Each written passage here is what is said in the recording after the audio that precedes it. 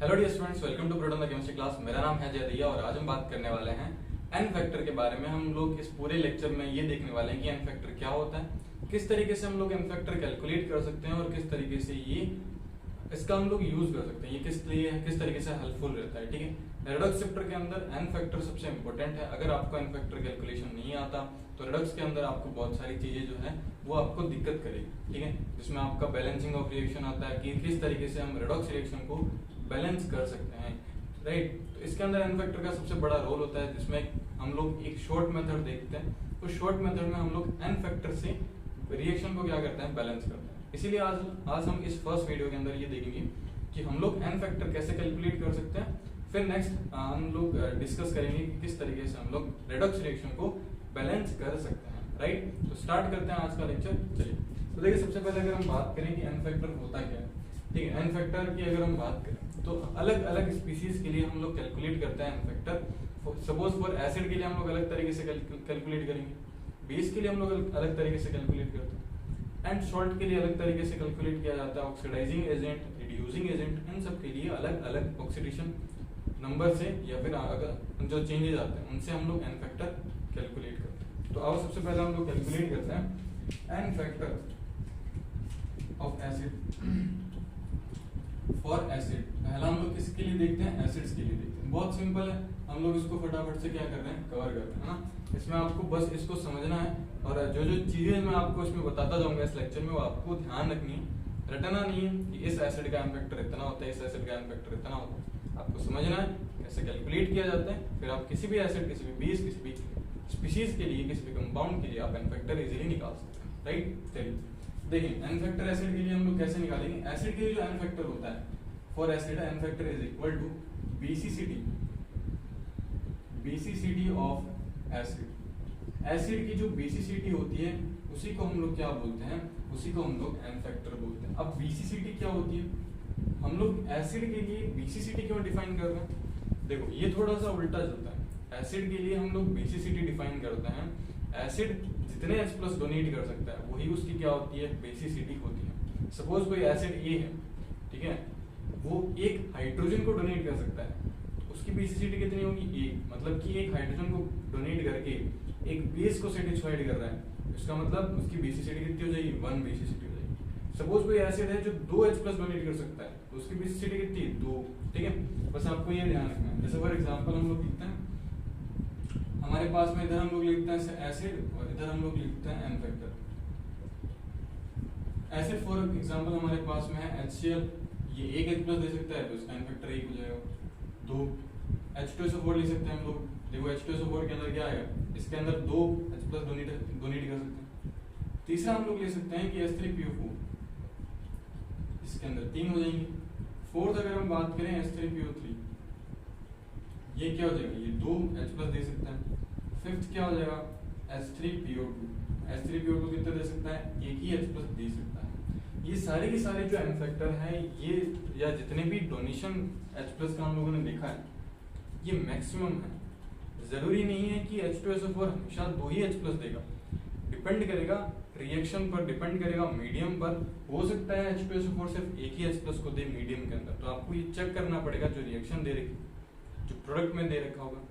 एक H+ donate करके ये HSO4 माइनस में कन्वर्ट भी हो सकता है। तो ये मैक्सिमम है, जरूरी नहीं है, ये मैक्सिमम एन फैक्टर की वैल्यू है। ठीक है, जनरली ये होती है, बट एन फैक्टर का मीनिंग आपको क्या याद रखना है, एन फैक्टर का मीनिंग आपको याद रखना है कि एन फैक्टर का मीनिंग होता है कि कितने H+ डोनेट कर सकते हैं। राइट, जैसे एग्जांपल मैं देता हूँ आपको किस तरीके से चेंज हो सकता है। देखो ध्यान से, अगर हम बात करें फॉर अगर हम H3PO3 की बात, H3PO4 की बात करें, तो देखो H3PO4 की अगर हम रिएक्शन CaOH के होल्डवाइज के साथ करवाते हैं तो ये जो प्रोडक्ट बनाता है, ये बनाता है CaHPO4। ठीक है, प्लस साथ में ये बनाएगा आपका जो भी प्रोडक्ट बनेगा वो वाटर बन जाएगा। ठीक है, इसके अंदर अगर आप एन फैक्टर देखें, इसका एन फैक्टर बताओ कितना आएगा, इसका एन फैक्टर 2 आएगा। क्यों, क्योंकि उसने सिर्फ और सिर्फ कितने H+ डोनेट करे हैं, 2 ही H+ डोनेट करे हैं, एक H+ यहाँ पे अभी भी पड़ा है। लेकिन अगर हम बात करें, देखो H3PO4 की रिएक्शन अगर हम NaOH के साथ करवाते हैं, तो अगर हम इसके साथ में करवाते हैं तो ये कंप्लीटली क्या हो जाता है, Na3PO4 के अंदर कन्वर्ट हो जाता है इसका मतलब यहाँ पर इसका एन फैक्टर बताइए कितना आएगा, बिल्कुल यहाँ पर इसका एन फैक्टर 3 आएगा। समझ रहे हैं आप बात? तो ये चीज है, जरूरी नहीं है कि H3PO4 हर बार ही 3H+ दे, डिपेंड करेगा कि सामने वाला वो किससे रिएक्शन कर रहा है, कितना H+ वो खुद उसको चाहिए। यहाँ पर देखो इसको सेटिस्फाई करने के लिए कितने H+ चाहिए, 2H+ चाहिए, तो ये यहाँ पे 2 ही लेता है। अब यहाँ पर ये फंडा मत लगाना है, तो यहाँ पे ऐसा मतलब ये एन फैक्टर क्या हो जाएगा, 3 हो जाएगा। समझ में आ रही है आपको बात? तो ये इस तरीके से आप लोग क्या कर सकते हो, एन फैक्टर कैलकुलेट कर सकते हो फॉर एसिड के लिए हम लोग एन फैक्टर इसी तरीके से कैलकुलेट करते हैं। फिर हम बात करते हैं बेस के लिए एन फैक्टर हम कैसे कैलकुलेट करते हैं, वो हम देखते हैं। पहले आप क्या करो, इसको कॉपी कर लो। ओके, सो अब हम बात करते हैं N factor for base. Base के लिए हम लोग एन फैक्टर कैसे कैलकुलेट करते हैं? फॉर बेस के लिए अगर हम बात करें, बहुत सिंपल है, देखिए बेस के लिए हम लोग एन फैक्टर देखें तो ये होता है N factor is equal to acidity of base. Base के लिए जो एसिडिटी हम लोग फाइंड आउट करते हैं वही हमारे पास में एन फैक्टर होता है। जैसे एग्जांपल हम लोग सिंपली लेते हैं, बेस एक तरफ लिख लेते हैं, एक तरफ एन फैक्टर लिख लेते हैं। पहला बेस हमारे पास में NaOH, इसका एन फैक्टर 1 होगा because it can donate only 1 OH minus ion. Second की अगर हम बात करें, आप ले सकते हो MgOH का होल ट्वाइस, इसमें भी कितना होगा, इसमें 2 होगा। थर्ड अगर हम बात करें Al2OH का होल ट्वाइस, ठीक है, आप इसको ले सकते हो। इसके अंदर ये कितना बन जाएगा आपका, ये आप ये मान के चलना AlOH का होल ट्वाइस, आप ये AlOH का होल ट्वाइस, ये कितने कर सकते हैं, 3 कर सकते हैं। अब फिर अगर फोर्थ लें नेक्स्ट CaOH का होल ट्वाइस अगर हम देखें तो ये कितना दे सकते हैं, 2 दे सकते हैं। इस तरीके से हम लोग क्या कर सकते हैं, बेसिसिटी को बेस के लिए हम लोग एसिडिटी को फाइंड आउट कर सकते हैं। तो ये इतने OH माइनस आयन डोनेट कर सकता है। ये भी इनके लिए क्या है, ये इनके लिए मैक्सिमम वैल्यू है, जरूरी नहीं है कि हर बार यही हो, है ना, चेंज भी हो सकता है। तो इस तरीके से हम लोग क्या कर सकते हैं, एसिड के लिए बेसिसिटी डिफाइन करते हैं, बेस के लिए एसिडिटी डिफाइन करते हैं और उनसे हम लोग एन फैक्टर निकालते हैं। कुछ एग्जांपल्स हैं, जैसे मैं आपको एग्जांपल देता हूँ। मान लो आपको BOH का होल ट्वाइस दे रखा हूँ और आपको POH का होल ट्वाइस दे रखा हूँ, बताएं इनकी एन फैक्टर कितना होगा, इसका एन फैक्टर और इसका एन फैक्टर बताओ कितना होगा। हाँ, मेरे को सुनाई दे रही है आपकी बात। तो एन फैक्टर जो होगा वो यहाँ पे 3 होगा, यहाँ पर भी 3 होगा, ठीक है। लेकिन लेकिन लेकिन आपको ध्यान देने की क्या बात जरूरी है, ये दोनों यहाँ पर गलत हो जाएगा, ठीक है। मान लो बाई चांस एग्जाम में क्वेश्चन आ जाए तो आप लोग तो बहुत प्राउडली क्या करेंगे, 3 पर टिक करेंगे कि हमारा आंसर सही है। और आप लोग सोचेंगे जेई मींस नीट के अंदर कोई ऐसा क्वेश्चन पूछता है सिर्फ एन फैक्टर कैलकुलेट करने के लिए, लेकिन जब आप बाहर आएंगे, जब आप आंसर ही चेक करेंगे तो ये आपको ये जो क्वेश्चन है आपको धोखा दे जाएगा, ठीक है। जब आप कॉन्फिडेंस के साथ आंसर देंगे तो ये बहुत ज्यादा मैक्सिमम चांसेस होते हैं कि आपका आंसर गलत करवाते हैं, 100% है ना। अगर किसी पर्सन को नहीं पता, किसी स्टूडेंट को नहीं पता कि ये सब चीजें क्या होती हैं, ये जो कंपाउंड्स हैं इन कंपाउंड का एन फैक्टर अलग होगा। देखने में आपको ये लगेगा कि बेस है, बट ये बेस नहीं है।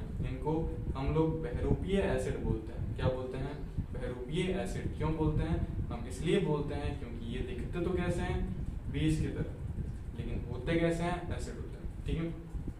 देख लो, ये होता है boric acid, it is boric acid. और बोरिक एसिड को लिखा जाता है H3BO3। क्या लिखा जाता है, H3BO3। इसका जो एन फैक्टर होता है वो एन फैक्टर 1 होता है, ना कि 3 एन फैक्टर होता है। और अगर हम इसको देखें तो इट इज H3PO3 जो कि हमने अभी देखा था। इसका एन फैक्टर कितना होगा बताओ, इसका एन फैक्टर 2 होगा। सो ये आपको बहुत बार कंफ्यूजन क्रिएट करेंगे, आपके क्वेश्चन को बहुत बार गलत करवाएंगे, तो इनको ध्यान से रखना, इनसे बचना जरूरी है ना। तो ये एग्जांपल्स तो हमें याद होने चाहिए। इवन बोरिक एसिड की अगर हम बात करें तो बोरिक एसिड खुद का H+ नहीं देता, ये वाटर से H+ निकलवाता है, ठीक है। ये हम लोग आगे इनऑर्गेनिक की रिएक्शन में पढ़ेंगे कि बोरिक एसिड की क्या क्या प्रॉपर्टीज होती है, किस तरीके से ये H+ निकालता है, ठीक है। अभी हम लोग इस पर डिस्कशन नहीं करेंगे, बट इसको ध्यान रखना। ये आपको ऐसा लिखा हुआ मिल सकता है, ऐसा लिखा हुआ मिल सकता है, ऐसा भी लिखा हुआ मिल सकता है, ऐसा भी लिखा हुआ मिल सकता है, तो इसको ध्यान रखें, राइट। तो ये हो गया हमारे पास में एसिड। और बेस के लिए हम बात करते हैं सॉल्ट के लिए। सॉल्ट के लिए हम लोग कैसे डिफाइन कर सकते हैं वो हम देखते हैं। तो आप इसको कॉपी करो पहले, राइट।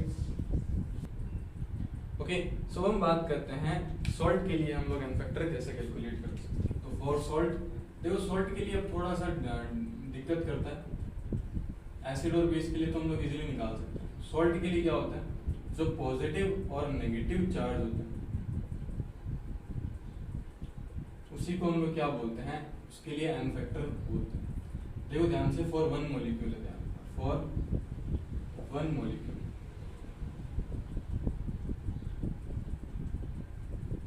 ठीक है। देखिए ध्यान से, एग्जांपल अगर हम सॉल्ट की लें तो एक साइड हम लोग लिख लेते हैं सॉल्ट और एक साइड हम लोग लिखते हैं एन फैक्टर। पहला सॉल्ट हम लिखते हैं NaCl, दूसरा सॉल्ट हम लोग ले लेते हैं CaCl2 ले लेते हैं, थर्ड सॉल्ट ले लेते हैं हम AlCl3, फोर्थ सॉल्ट हम ले लेते हैं मान लो Al2SO4 का वोल्टाइज, फिफ्थ सॉल्ट हम लोग ले लेते हैं सपोज K2SO4, सिक्स्थ सॉल्ट हम लोग लेते हैं K2SO4 Al2SO4 का वोल्टाइज, ये वोल्टाइज डॉट 24H2, इसको तो आप लोग जानते ही होंगे, इट इज एलम, ठीक है, फिटकरी जिसको अपन बोलते हैं। तो ये हमारे पास में सॉल्ट्स हैं और इनका हम लोगों को क्या निकालना है, फैक्टर निकालना है। तो सबसे पहले इनको आयंस के अंदर ब्रेक करना पड़ेगा। तो ये प्लस, ये माइनस, ये प्लस 2, ये माइनस, आगे हम लोग देखते जाएंगे। देखो ये प्लस और ये माइनस, आपको या तो पॉजिटिव चार्ज लेना है या फिर आपको नेगेटिव चार्ज लेना है। यहाँ पे सोडियम एक ही है तो इसका इफेक्टर कितना हो जाएगा, 1 हो जाएगा। यहाँ पे अगर हम बात करें कैल्शियम पर कितना प्लस चार्ज है, +2, क्लोरीन पर माइनस है, लेकिन क्लोरीन कितना है, यहाँ पे 2 है। तो आप चाहो तो माइनस का ले सकते हो, आप चाहो तो प्लस का ले सकते हो। तो यहाँ पे कितना हो जाएगा 2। एल्यूमिनियम का देखिए Al+3, इस पर Cl-, आप चाहो तो प्लस का लो, आप चाहो तो नेगेटिव ले लो। नेगेटिव लोगे तो इसको 3 से मल्टीप्लाई करना पड़ेगा और Al सीधा डायरेक्ट +3। Al2SO4 का अगर हम देखें तो ये आएगा प्लस का 3, ये आएगा माइनस का 2, इसमें कितना आ जाएगा 6 एन फैक्टर आ जाएगा। K2SO4 का देखोगे ये प्लस का 2, ये माइनस का 2, कौन सा लो, माइनस का 2 या प्लस का 2, वही भी ले लो, भाई कितना आएगा 2 आएगा एन फैक्टर। इसका देखो, इसके लिए आप लोगों को अलग अलग निकालना पड़ेगा। ये जो है ये क्रिस्टलाइन वाटर है, क्रिस्टलाइन वाटर को आप आयंस में ब्रेक नहीं करेंगे, सिर्फ इन्हीं को हम लोग आयंस में ब्रेक करेंगे। तो ये प्लस का 2, माइनस का 2, प्लस का 3, माइनस का 2, तो यहाँ पे तो बताओ कितना आएगा एन फैक्टर 2 और यहाँ पे एन फैक्टर आएगा 6, दोनों को ऐड करेंगे, बताओ टोटल एन फैक्टर 8 आ जाएगा। इसका एन फैक्टर कितना 8 है ना, बहुत सिंपल। इस आसान तरीके से हम लोग क्या कर सकते हैं, इसको कैलकुलेट कर सकते हैं। बहुत ही इतना हार्ड रूल नहीं है इसके लिए, हाँ हार्ड नहीं है एन फैक्टर कैलकुलेट करना। बहुत से लोगों को पता नहीं क्यों डाउट इसमें आ जाता है कि एन फैक्टर नहीं समझ में आता, एन फैक्टर कैसे कैलकुलेट करते हैं, ये सब चीजें समझ में नहीं आती। बट अगर हम इसको स्टेप बाय स्टेप सीखते चलें तो हमें एन फैक्टर निकालने में कोई भी दिक्कतें नहीं आएगी, आप इजीली एन फैक्टर कैलकुलेट कर सकते हो। और रेडॉक्स आपके लिए बहुत ही इजी टॉपिक बन जाएगा, जो कि लोगों को रेडॉक्स जो है ना, जो बेसिक चैप्टर होते हैं वो थोड़े हार्ड लगते हैं कि इनमें वो जो है कॉन्सेप्ट समझ में नहीं आते हैं उन लोगों को, उस वजह से उन लोगों को हार्ड लगता है, राइट। बट अगर हमें कॉन्सेप्ट इजीली समझ में आ जाते हैं, ठीक है, हम लोग इजीली हर एक चीज को देख लेते हैं कि हाँ इस पर हम लोग इस तरीके से अप्लाई करेंगे, तो डेफिनेटली आपके लिए हर एक कॉन्सेप्ट जो है वो इजी हो जाएगा।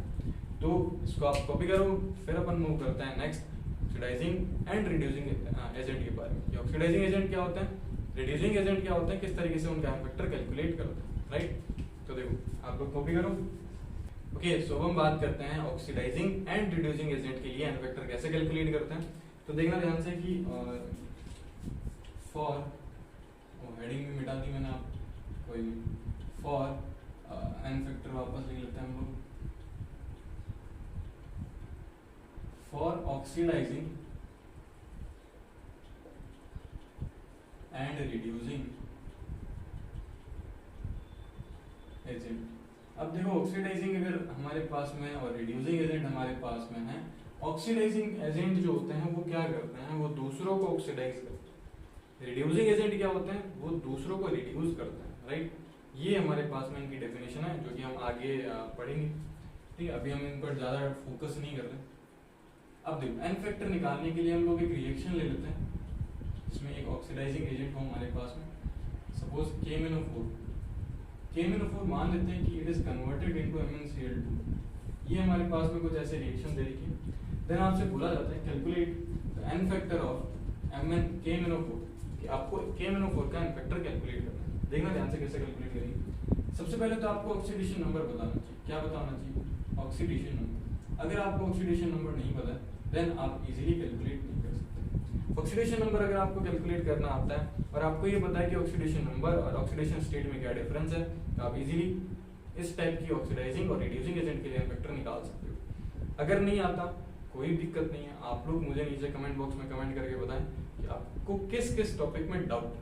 जिस भी टॉपिक में डाउट है आप उस टॉपिक को कमेंट बॉक्स में कमेंट करके हमें बता सकते हैं। हम उस पर एक सिंपल से वीडियो क्रिएट करके आप लोगों को सिंपल तरीके से उस कॉन्सेप्ट को एक्सप्लेन करेंगे, जिससे कि आपको उस कॉन्सेप्ट से रिलेटेड जितने भी डाउट्स होंगे वो सारे के सारे इजीली सॉल्व होंगे। हैं? तो चलिए अपन वापस से देखते हैं। अभी मैं आपको इतना ज़्यादा नहीं बताऊंगा, बट मैं थोड़ा सा आपको बता देता हूँ कैसे कैलकुलेट करता है। अगर आपको इसका ऑक्सीडेशन नंबर कैलकुलेट करना है तो देखो पोटेशियम का +1 होता है, प्लस Mn का हमें निकालना है तो इसको हम x मान लेते हैं, प्लस ऑक्सीजन एक ऑक्सीजन का -2 होता है तो 4 है, तो 4 इंटू -2 और टोटल इस पर कोई भी चार्ज नहीं तो 0 हो जाएगा। तो देखो x की वैल्यू यहाँ से कितनी आ जाएगी, मान सकता हूँ x की वैल्यू +6 आएगा, +7 आएगा, +7 आएगा। मतलब Mn का ऑक्सीडेशन नंबर कितना है, +7 और यहाँ पे +2 ऑक्सीडेशन नंबर आएगा। तो यहाँ पर जो n फैक्टर आएगा change in oxidation number, change in oxidation number in one molecule, एक मॉलिक्यूल के लिए, ठीक है। देखना ध्यान से, यहाँ पर चेंज कितना आया, यहाँ पर 5 का चेंज आया, मतलब n फैक्टर कितना आ जाएगा, n फैक्टर आ जाएगा 5। K-4 का n फैक्टर कितना 5 आ जाएगा। नेक्स्ट अगर हम एक और एग्जांपल लें, एग्जांपल हमारे पास में K2Cr2O7। K2Cr2O7 जो है ये मान लेते हैं कन्वर्ट होता है Cr2SO4 का होल थ्राइस, ठीक है। तो आप सिंपल यहाँ पर इसका ऑक्सीडेशन नंबर निकालोगे तो कितना आएगा, +6। सिंपल सा तरीका बताता हूँ, देखो ये आएगा -14 क्योंकि एक ऑक्सीजन का -2 होता है तो 7 का -14, ये आएगा 2x और ये आएगा 2। तो देखो -14 इधर जाएगा तो +14, +2 उधर जाएगा तो -14, तो +14 -2 इज इक्वल टू +12। यहाँ पे 2 था, ये डिवाइड में जाएगा जो कि मल्टीप्लिकेशन में था, यहाँ पे आएगा तो ये क्या बनेगा 12 डिवाइड बाई 2 यानी +6। इस तरीके से आपको ऑक्सीडेशन नंबर कैलकुलेट करना आना चाहिए। कोई दिक्कत नहीं, मैं आपको फिर बता रहा हूँ, अगर आपको नहीं आता तो आप कमेंट बॉक्स में कमेंट करें, मैं उस पर डेफिनेटली वीडियो बनाऊंगा, जिससे कि आप लोग जैसे मैं अभी कैलकुलेट कर रहा हूँ एग्जैक्ट आपको वैसा कैलकुलेट करना आ जाएगा। यहाँ पे आएगा +3, यहाँ पे आएगा माइनस का। बताएं चेंज कितना हो रहा है, 3 का चेंज हो रहा है। चेंज कैसे निकालते हैं, दोनों को माइनस कर देंगे तो चेंज हो जाएगा हमारे पास में, चेंज आएगा 3 का। लेकिन यहाँ पे देखो क्रोमियम कितना है 2, तो हम लोग लिखेंगे चेंज आ रहा है 3 का, लेकिन m फैक्टर कितना आएगा 3 इंटू 2 इज इक्वल टू 6। क्यों, क्योंकि क्रोमियम 2 है। एक और एग्जांपल लेते हैं जिससे कि आपको इजीली समझ में आए। Na2S2O, आप लोग ले सकते हो इसको O4, ठीक है। क्या ले सकते हैं इसको, Na2S4S2O3 ले लेते हैं, Na2S2O3, इसको हम लोग कन्वर्ट करवा लेते हैं Na2S4O6 के अंदर, ठीक है। यहाँ पे अगर आप ऑक्सीडेशन नंबर निकालेंगे तो +2 आएगा, यहाँ पे निकालेंगे तो +2.5 आएगा, चेंज आएगा यहाँ पे 0.5 का, लेकिन n फैक्टर कितना आएगा बताएं 0.5 मल्टीप्लाइड बाई 2, क्योंकि यहाँ पे 2 है तो ये आएगा चेंज 1 का, ठीक है। तो 1 का चेंज आएगा तो n फैक्टर हमारे पास में कितना आ जाएगा 1 आ जाएगा, राइट। इस तरीके से हम लोग क्या कर सकते हैं, हम लोग कैलकुलेट कर सकते हैं। जैसे फॉर एग्जांपल एक और लेते हैं AlClO का whole thrice it is converted into Cl-। तो यहाँ से सिंपली आप क्या करो, एक सेकंड, AlCl का होल थ्राइस आप ये करो ऐसे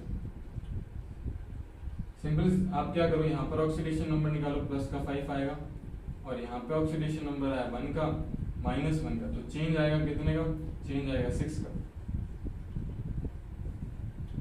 6 का चेंज आएगा। बताएं n फैक्टर कितना आएगा 6 इंटू 3 कर देंगे क्योंकि यहाँ पे 3 है, ये आ जाएगा 18। इसका n फैक्टर कितना आएगा 18 आ जाएगा। तो इस तरीके से आप लोग कैलकुलेट कर सकते हो ऑक्सीडाइजिंग एंड रिड्यूसिंग एजेंट को, है ना, n फैक्टर कैसे कैलकुलेट होता है। तो ये सिंपल सा तरीका जो जो कि आपको फॉलो करना है, और आसान तरीके से आप लोग क्या कर सकते हो, ऑक्सीडाइजिंग एंड रिड्यूसिंग एजेंट का ऑक्सीडेशन एन फैक्टर कैलकुलेट कर सकते हो। आप लोग इसको कॉपी करो। फिर हम मूव करते हैं नेक्स्ट, हम लोग देखते हैं कुछ स्पेशल कीज, ठीक है। और ध्यान से देखना, ये ऐसे कंपाउंड्स हैं जिसमें एक ही एटम की क्या हो रही है, ऑक्सीडेशन नंबर चेंज हो रहा है। अगर एक से ज्यादा ऑक्सीडेशन नंबर चेंज हो रहा हो देन हम क्या करते हैं, किस तरीके से एन फैक्टर कैलकुलेट करते हैं वो हम देखते हैं। आप इसको कॉपी करें, राइट। ओके, सो अभी हम क्या कर रहे हैं, ये ऐसे कंपाउंड्स हैं जिसमें इन दोनों का ऑक्सीडेशन नंबर चेंज हो। हमें कैसे पता चलेगा, पहले हम लोग ऑक्सीडेशन नंबर कैलकुलेट करेंगे, फिर चेंज देखेंगे। अगर इन दोनों का ऑक्सीडेशन नंबर चेंज हो रहा है, इसका मतलब हम लोग उसके अंदर ये मेथड अप्लाई करेंगे जो अभी हम देखेंगे। देखो सिंपल है, आप लोग पहले ऑक्सीडेशन नंबर निकालो, तो आर्सेनिक यहाँ पे +3 आएगा, ये -2 आएगा। अब यहाँ पर निकालोगे आर्सेनिक का, देखो ये आएगा -8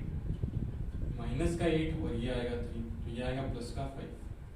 यहाँ पे SO4 का निकालोगे तो सल्फर का +6 आ रहा है। देखो आर्सेनिक +3 से +5 जा रहा है, सल्फर -2 से +6 जा रहा है। तो दोनों का अलग अलग अगर आप ऑक्सीडेशन चेंज निकाल लेते हो, तो पहले हम लोग निकाल रहे हैं चेंज, तो इसका चेंज कितना आया, देखो +3 से +5, 2 का चेंज आ रहा है, -2 से +6 चेंज आएगा 8 का। एन फैक्टर निकालेंगे, एन फैक्टर कैसे निकालेंगे, 2 × 2 आएगा 4, फिर यहाँ पे क्या करेंगे 8 × 3 कितना आएगा 24, दोनों को हम लोग क्या कर देंगे, प्लस कर देंगे, तो ये हमारे पास में क्या आ जाएगा 28 आ जाएगा। तो S3 का जो हमारे पास में एन फैक्टर आएगा वो कितना आएगा 28 आएगा। सिमिलर तरीके से आप लोग इसका भी निकाल सकते हो। इसका कैसे निकालते हैं वो हम देखते हैं। ये C+1 आएगा, ये -2 आएगा, यहाँ पर +2, और ये सल्फर का अगर आप निकालोगे तो देखो यहाँ पे कितना है 4 यानी 8, ये आएगा +6। इसका चेंज कितना आएगा, चेंज आएगा +3 से +1 से +2, चेंज आएगा 1 का, एन फैक्टर हमारे पास में हो जाएगा 2। इसका एन फैक्टर कितना आएगा, चेंज पहले निकाल लेते हैं। तो देखो चेंज आएगा हमारे पास में -2 से +6, 8 का चेंज आएगा, और एक ही सल्फर है तो एन फैक्टर भी कितना हो जाएगा 8 हो जाएगा।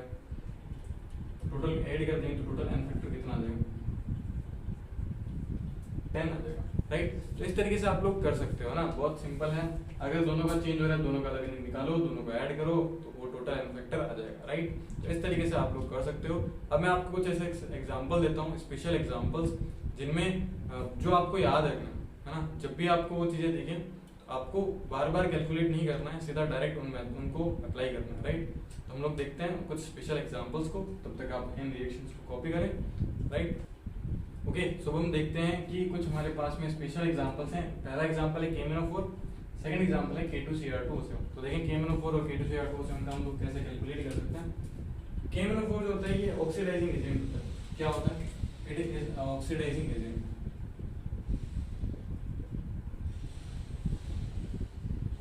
ठीक है, ऑक्सीडाइजिंग एजेंट होता है, और ये हर एक मीडियम होता है, सारे के सारे मीडियम में, in all medium it is oxidising agent in all medium. तो इसीलिए हम लोग एसिडिक, बेसिक और न्यूट्रल तीनों मीडियम में हम लोग चेक करेंगे कि इसका एन फैक्टर कितना है। यहाँ पे अगर आप देखोगे तो इसका एन फैक्टर कैसे निकालेंगे, +7 से ये जाएगा +2, तो चेंज आएगा कितना, चेंज आएगा देखो 5 का। एन फैक्टर हम लोग किस तरीके से कैलकुलेट कर लेंगे, ये आ जाएगा हमारे पास में 5, एन फैक्टर आ जाएगा 5। एसिडिक मीडियम में KMnO4 का एन फैक्टर कितना होता है 5 होता है। KMnO4 का अगर हम बात करें तो यहाँ पे अगर आप देखो तो सेम यहाँ पे +7, लेकिन यहाँ पे क्या हो जाएगा प्लस का, यहाँ पे आप चेक करो +6 आ जाएगा, देखो चेंज आएगा 1 का, एन फैक्टर भी कितना होगा 1 का। फिर अगर हम यहाँ पर बात करें तो +7 और यहाँ पे आएगा +4, तो चेंज आएगा 3 का, एन फैक्टर भी कितना आ जाएगा 3 आ जाएगा, ठीक है। तो एसिडिक मीडियम में कितना होता है 5, बेसिक मीडियम में होता है 1, और न्यूट्रल मीडियम में होता है 3। अगर आपको कुछ नहीं बोला जाता है कि एसिडिक मीडियम है, बेसिक मीडियम है या फिर न्यूट्रल मीडियम है, तो आपको हमेशा एसिडिक मीडियम मान के चलना है, ठीक है। और एन फैक्टर आपको क्या कंसीडर करना है 5 कंसीडर करना है, ठीक है। फिर अगर हम बात करें K2Cr2O7 का, ये भी क्या होता है, ये ऑक्सीडाइजिंग एजेंट होता है, ठीक है। और ये एग्जिस्ट करता है ओनली एग्जिस्ट इन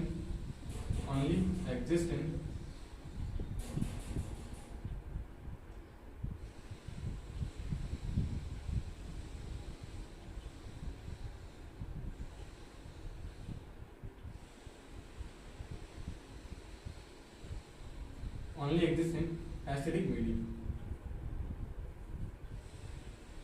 ये एसिडिक मीडियम में ही एग्जिस्ट करता है, but in basic medium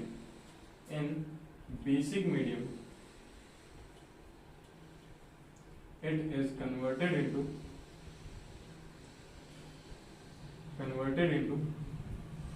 K2CrO4।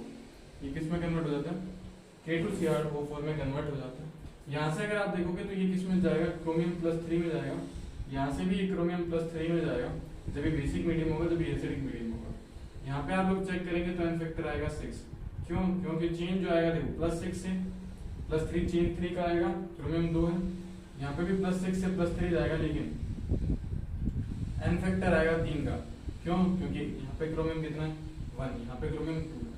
तो ये आप ध्यान रखोगे कि अगर आपको K2CrO2 दे रखा है बेसिक मीडियम में तो उसका एन फैक्टर कितना होगा? 3, और एसिडिक मीडियम में दे रखा है तो उसका एन फैक्टर कितना होगा? 6। तो ये आपको ध्यान रखना। ये कुछ एग्जांपल्स हुए, हम लोग और एग्जांपल्स देखते हैं जो स्पेशल केस में आते हैं। पहले आप इनको कॉपी करो, फिर हम बात करते हैं कुछ और एग्जांपल्स के बारे में। आप इसको कॉपी करो, सब हम बात करते हैं दूसरे एग्जांपल्स के बारे में। तो देखिए नेक्स्ट हमारे पास में जो एग्जांपल है वो है H2C2O4। It is also called as oxalic acid. Oxalic acid जो होता है ये डबल बेसिक एसिड होता है। क्या होता है? Double basic acid. इसका मतलब इसका एन फैक्टर क्या होगा? 2 होगा। मतलब कि इसके पास में 2 H+ है ना, तो ये दोनों में दोनों H+ दे सकता है। दूसरा, ये एक रिड्यूसिंग एजेंट भी होता है, रिड्यूसिंग एजेंट। ठीक है, जब ये रिड्यूसिंग एजेंट होता है, जैसे फॉर एग्जांपल H2C2O4, तो अगर हम इसकी ऑक्सीडाइजिंग एजेंट के साथ रिएक्शन करवा रहे हैं, ऑक्सीडाइजिंग एजेंट के साथ में रिएक्शन करवाएंगे तो ये किस में कन्वर्ट हो जाएगा? ये CO2 गैस रिलीज करेगा। तो यहाँ पर भी इसका एन फैक्टर कितना आएगा? एन फैक्टर 2 आएगा। अब मैं आपके ऊपर छोड़ रहा हूँ कि आपको चेंज कैलकुलेट करके एन फैक्टर निकालना। ओके, तो अब हम बात करते हैं नेक्स्ट कि हमारे पास में हम लोगों ने अभी भी देखा कि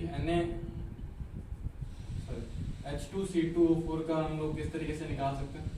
अब हम बात करते हैं कि अगर हमारे पास में NaHC2O4 है तो इसका हम लोग कैसे निकाल सकते हैं। देखो ये जो होता है ये सिंगल बेसिक एसिड होता है, सिंगल बेसिक एसिड। अब सिंगल बेसिक एसिड है, इसका मतलब क्या होगा? इसका एन फैक्टर 1 होगा। दूसरा, it is also a reducing agent. ये एक रिड्यूसिंग एजेंट भी है।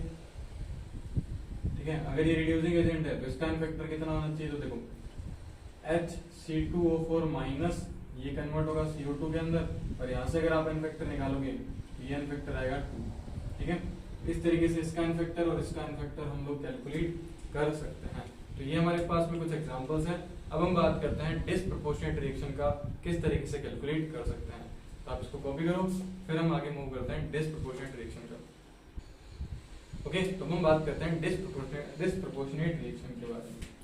तो देखो पहले हम बात करते हैं कि डिस्प्रपोर्शनेट रिएक्शन होती क्या।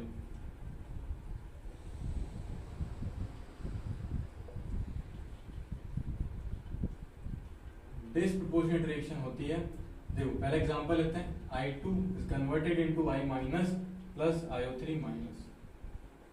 डिस्प्रपोर्शनेट रिएक्शन वो रिएक्शन होती है जिसमें एक ही कंपाउंड का तो रिडक्शन होता है, उसी कंपाउंड का ऑक्सीडेशन होता है। यहाँ पे आप चेक करोगे तो I2 का ऑक्सीडेशन भी हो रहा है और रिडक्शन भी हो रहा है। तो इस टाइप की रिएक्शंस को हम क्या बोलते हैं? डिस्प्रपोर्शनेट रिएक्शन बोलते हैं। रिडक्स में क्या होता है? एक का ऑक्सीडेशन होता है, दूसरे का रिडक्शन होता है। ठीक है, जैसे फॉर एग्जांपल अगर हम इसमें देखें तो ये यहाँ पर कन्वर्ट हो रहा है और दूसरा ये यहाँ पे कन्वर्ट हो रहा है। तो ये फर्स्ट रिएक्शन, सेकंड रिएक्शन। अगर हम यहाँ पे देखें इसका ऑक्सीडेशन नंबर 0, यहाँ पे माइनस, यहाँ पे प्लस का 5। 0 से माइनस में जा रहा है तो ये रिडक्शन होगा क्योंकि डिक्रीज हो रहा है।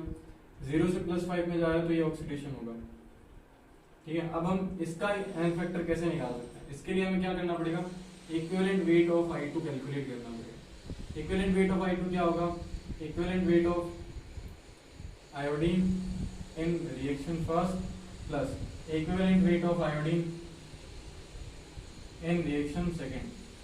देखो equivalent weight कैसे निकालते हैं? equivalent weight निकालते हैं molecular weight अपॉन में n फैक्टर। तो देखो molecular weight को तो हम m मान लेते हैं, n फैक्टर यहाँ पर कितना आ जाएगा? फर्स्ट रिएक्शन में n फैक्टर 2, यहाँ पे आ जाएगा 2 प्लस m डिवाइड बाई, यहाँ पर देखो 0 से +5 जा रहा है, चेंज 5 का आएगा। ठीक है, और ये कितना आ जाएगा? सॉरी यहाँ पे 10 आया, तो ये आएगा 2/, तो ये हो जाएगा 3m/5। ये इस तरीके से हम लोग कर सकते हैं पूरा एलसीएम एलसीएम लेकर के, ये हमारे पास में फाइनल आंसर आएगा। इस तरीके को अगर हम नीचे लेके आएंगे तो m ये आ जाएगा 5/3। तो बताओ n फैक्टर कितना आएगा, n फैक्टर आएगा 5/3। अब इससे आप लोग एक फॉर्मूला भी बना सकते हो। देखो फॉर्मूला कैसे बनाएंगे, देखो m nf1 जो कि फर्स्ट रिएक्शन के लिए n फैक्टर होगा प्लस m nf2 जो कि सेकंड रिएक्शन के लिए होगा। अगर आप इसको सॉल्व करें तो आप कुछ इस तरीके से देखेंगे n1 plus n2 sorry nf1 अपन लेते हैं nf1 प्लस nf2 और कॉमन आ जाएगा m डिवाइड बाई क्या आएगा nf1 nf2। अगर आप इसको नीचे लेके आओगे तो क्या बनेगा m ब्रैकेट डिवाइड बाई क्या बनेगा nf1 nf2 divide by nf1 plus nf2। तो यही हमारे पास में क्या हो जाएगा n फैक्टर का फॉर्मूला हो जाएगा। जब भी आपके पास में डिस्प्रोपोर्शनेट रिएक्शन हो और उनका n फैक्टर आपको कैलकुलेट करना हो तो आप इजीली क्या कर सकते हो, ये फॉर्मूला यूज कर सकते हो। इस फॉर्मूले से आप इजीली क्या कर सकते हो, डिस्प्रोपोर्शनेट रिएक्शन का n फैक्टर कैलकुलेट कर सकते हो। ठीक है, तो ये फॉर्मूला याद रखना। अगर ये फॉर्मूला याद नहीं रहे तो आप लोग सिंपली क्या कर सकते हो, इक्विवेलेंट वेट से n फैक्टर कैलकुलेट कर सकते हो। राइट, तो ये पूरा का पूरा कॉन्सेप्ट है n फैक्टर का। आई होप आपको ये n फैक्टर समझ में आया होगा।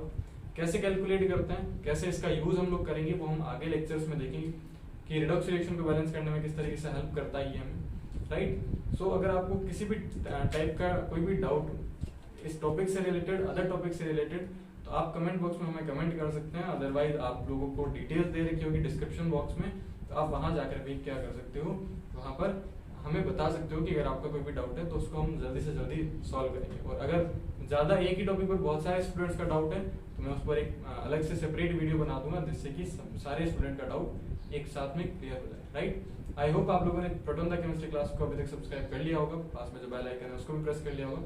राइट, मिलते हैं नेक्स्ट क्लास के अंदर, तब तक के लिए गुड बाय।